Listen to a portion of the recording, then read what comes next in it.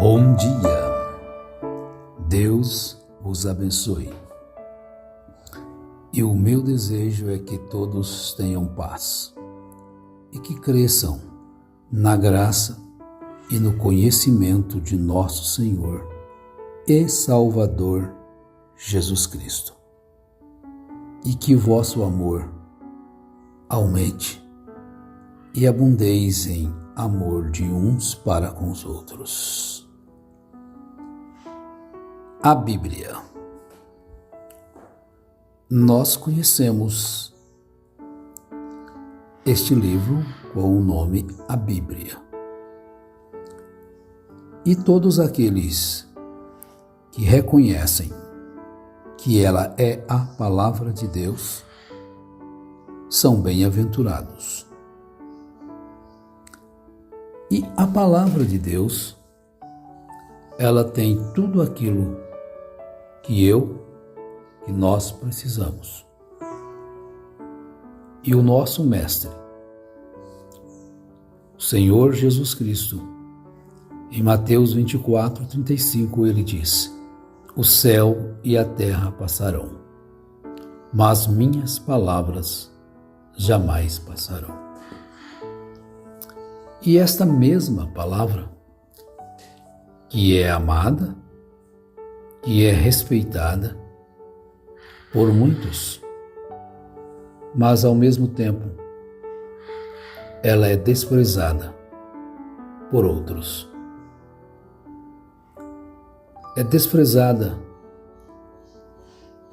não por pessoas indoutas somente, mas por pessoas que se dizem sábios, estudiosos, entendidos. Mesmo com o passar dos séculos, tendo provas irrefutáveis de que ela tem permanecido fiel, que as palavras escritas têm se cumprido, ainda existem muitos nécios que não a reconhecem como a palavra de Deus. Davi, ou o escritor ao Salmo 119, verso 89, diz: ó Senhor, a tua palavra é eterna e ela está firmada no céu. Veja que Jesus disse: o céu e a terra passarão, mas minhas palavras jamais passarão. E o profeta Isaías também escreve algo maravilhoso. 40, verso 8. Seca-se a erva e caem as flores, mas as palavras do nosso Deus subsistem eternamente. E a Bíblia é esta palavra de Deus. Então, durante a jornada nossa aqui na Terra, nós encontramos muitas pessoas que dizem crer nesta Bíblia, mas suas ações, suas atitudes mostram exatamente o contrário. Que na verdade eles têm a Bíblia como uma fonte de renda apenas, ou talvez como uma fonte para subjugar os mais fracos. Muitos maridos têm a Bíblia como que um meio de subjugar suas mulheres à servidão, mas eles não encontram na Bíblia palavras divinas que mostram que a mulher deve receber uma dupla honra. Porque só pensam em si mesmos. E quando a Bíblia é clara, autêntica, que nós devemos amar, servir o próximo. E que todas essas escrituras, elas se cumprem para o bem ou para o mal. E a própria palavra diz que esta palavra permanece. 1 Pedro, capítulo 1, verso 25. Mas a palavra do Senhor permanece para sempre, e esta é a palavra que vos foi pregada. O pregador da Bíblia, ele até por princípio ético-moral, ele deve ater-se a esta palavra como de fato ela é, e não tentar colocar ali a sua própria interpretação, pois a própria palavra já diz que nenhuma escritura é de particular interpretação, mas homens inspirados por Deus as escreveram. E esta palavra, ela está à nossa disposição como alimento para a alma. Ele te afligiu e te deixou ter fome. Depois te sustentou com o maná que não conhecias e que os teus pais também não conheceram, para te dar a entender que não só de pão vive o homem, mas de toda palavra que procede da boca de Deus. Vejamos isso, é muito importante que nós conheçamos realmente o que realmente é esta Bíblia. Jó, no seu capítulo 23, verso 12, ele diz: do preceito de seus lábios nunca me apartei, as palavras da sua boca prezei, mais do que o meu alimento. Amar a Deus mais do que o próprio alimento? Amar mais as palavras do Senhor do que o próprio pão de cada dia? Quão doces são as tuas palavras ao meu paladar, mais doces do que o mel à minha boca. Salmo 119, verso 103. E a palavra de Deus, como disse Jesus, a palavra encarnada, o Verbo se fez carne. Evangelho de João, capítulo 1. E habitou entre nós, e vimos a sua glória como a glória do unigênito do Pai. Estão vendo? E Jeremias escreveu, no verso capítulo 15, 16, achadas as tuas palavras, logo as comi, e elas me foram gozo e alegria ao coração, pois pelo teu nome me chamo, ó Senhor, Deus dos exércitos. Ela é verdadeiramente comida. Aquele que de mim se alimenta, da palavra encarnada, tem vida eterna. Alimente-se das palavras da Bíblia. Elas só te farão bem. De forma alguma, elas vão te destruir. Elas te darão força, capacidade, coragem, ânimo. Fará de você um vencedor em todos os sentidos na vida. Ela não é uma opressão, ela é uma libertação. Pedro, na primeira carta, capítulo 2, ele diz: desejai ardentemente, como meninos recém-nascidos, o puro leite espiritual, para por ele crescerdes para a salvação. Então, como já dissemos, ela é totalmente inspirada. Toda a Escritura é divinamente inspirada e proveitosa para ensinar, para repreender, para corrigir, para instruir em justiça.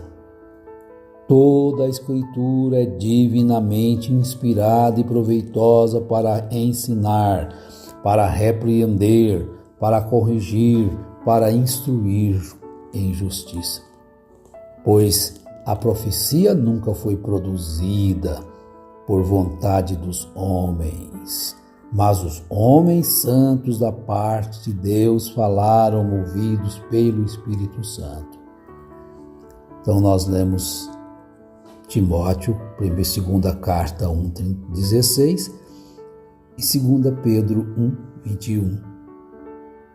Estão vendo? Apocalipse 14:13. Então ouvi uma voz do céu que dizia: escreve, bem-aventurados os mortos que desde agora morrem no Senhor.